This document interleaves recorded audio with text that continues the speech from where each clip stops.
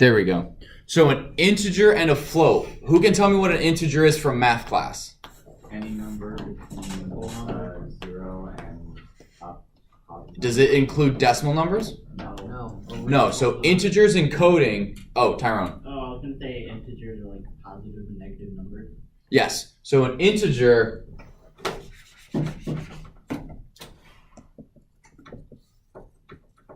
is any whole number. So this is from negative infinity all the way to positive infinity with no decimals. Does that make sense? So is is that an integer or a decimal number? Integer. What about now? Decimal. What do you think a float is? It's a decimal number.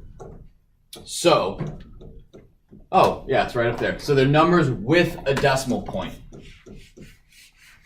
If you have an integer, so let's say x is 57, right? And I want to make this a float because sometimes you need to have because I work 3.5 hours and I make $10.50 an hour, and I need to multiply 3.5 by 10.5, not 3 by 10. So I have 57. If I want to make this a float, all I do is I go float x, and then x will then equal 57.00.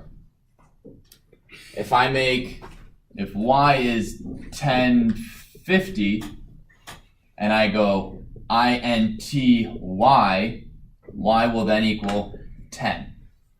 It does not round. Notice how it doesn't round up or down. It just gets rid of it. So I guess that's rounding down, but does that make sense?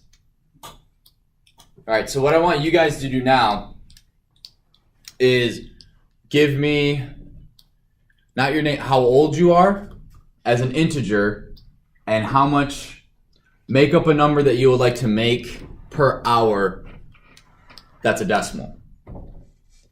Now I'll walk around and help you guys out. What do you mean make per hour? Like minimum job? Yeah.